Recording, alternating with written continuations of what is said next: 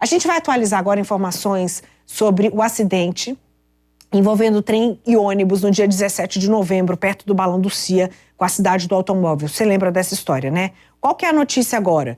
O maquinista que comandava o trem no momento da batida prestou um depoimento oficial. Foi o primeiro oficial. Falou em outras circunstâncias, mas agora ele sentou diante da polícia, teve que falar. O depoimento dele foi todo anotado para entrar nesse processo. Eu vou falar com o Gustavo Schwab, que está atualizado desse caso, e vai dizer para a gente o que a gente quer saber. Por exemplo, a gente começa perguntando qual era a estrutura que estava sob o comando dele. A gente está falando de um trem que tinha muitos vagões e seguia carregado, né? Ele sabia a responsabilidade que ele estava coordenando ali, né, Schwab?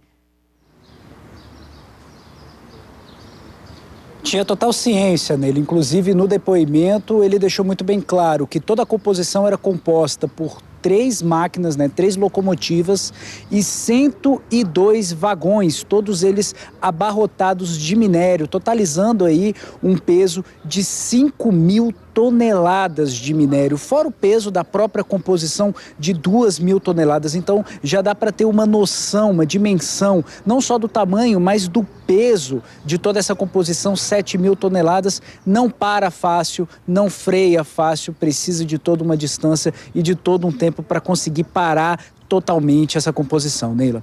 Então existe todo um protocolo para poder seguir com um trem dessa natureza, né? Ele sabe o que tem que fazer, sabe quais são os pontos em que aproxima o perigo, onde ele vai passar próximo da sociedade, onde pode ter carro, onde pode ter pedestre. Qual é o protocolo e o que ele fez antes do acidente acontecer? Olha, ele avisou, né? Ele disse em depoimento que fez um aviso sonoro, como sempre é de padrão da empresa, fazer esse aviso sonoro sempre que chega perto dessas intersecções, desses cruzamentos entre as vias e a via férrea. Fez esse aviso sonoro, mas quando percebeu que o ônibus estava numa velocidade um pouco mais devagar, que ia parar em cima da via férrea, ele já acionou o freio de emergência. Disse que teve acesso, inclusive, à telemetria do trem e que estava entre 30 e 35 km por hora no momento do aviso, e no momento do impacto a velocidade foi de 20 km por hora, viu, Neila?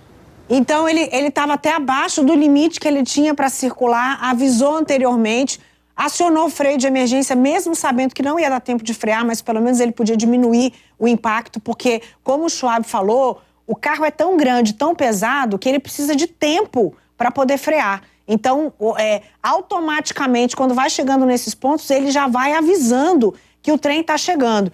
Agora, sim, ele chegou a falar o que aconteceu depois do acidente, se ele ficou por lá, se a polícia veio até ele, se ele precisou fazer algum exame depois do acontecido, hein, Schwab?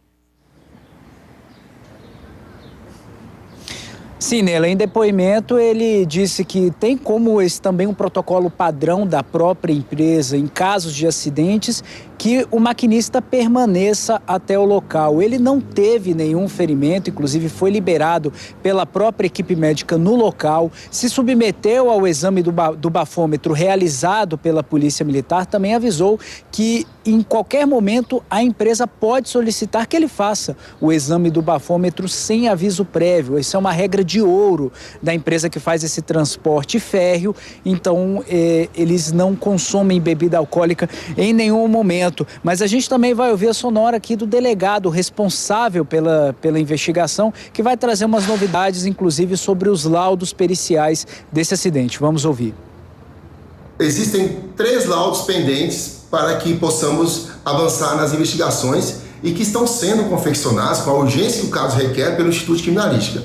É o laudo do ônibus, é o laudo do local do acidente e o laudo das imagens constantes dentro do ônibus, ou seja, aquelas imagens que os peritos estão analisando, que é capaz de dizer qual era a visão do motorista do ônibus em instantes antes e durante o acidente. Então, com a confecção desses laudos, mais o laudo da telemetria do trem, que são aqueles dados referentes a toda a movimentação do trem, esperamos que, o mais rapidamente possível, possamos finalizar esse inquérito e encaminhá-lo ao Poder Judiciário. A gente percebe, Schwab, pela imagem que acabou de passar ali pra gente, que o motorista seguiu adiante no momento que ele já deveria ter parado antes da linha férrea, né? Era um risco que estava correndo. O ônibus também tem um comprimento maior do que um carro normal. Você avalia que você leva um tempo para você poder atravessar um determinado ponto. Estava antes da linha férrea, tinha carro na frente. Então, assim, qual que é o ideal? O que é o correto? O que está no código de trânsito? Você tem que parar antes e aguardar um momento que você possa, com segurança, passar. O que é essa segurança? Ter pelo menos o espaço do ônibus e mais uma sobra à frente para você poder seguir em tempo hábil. Mas não deve ter escutado o sinal do trem que já vinha avisando desde trás que estava passando, a buzina acionada. Ele tentou acelerar ali, mas não deu tempo. Schwab, eu queria só que você relembrasse os detalhes mais importantes desse acidente, porque ele teve vítimas, né?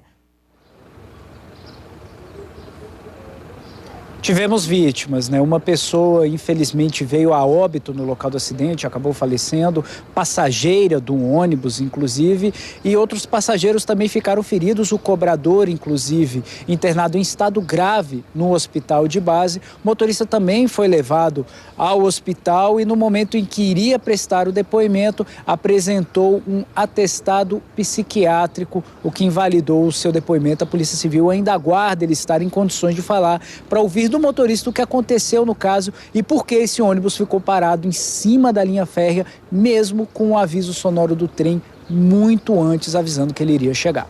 Tá certo, Schwab. A gente vai seguir acompanhando esse caso até o desfecho, para a gente aprender também com todos esses processos e evitar futuros acidentes. Obrigada, viu?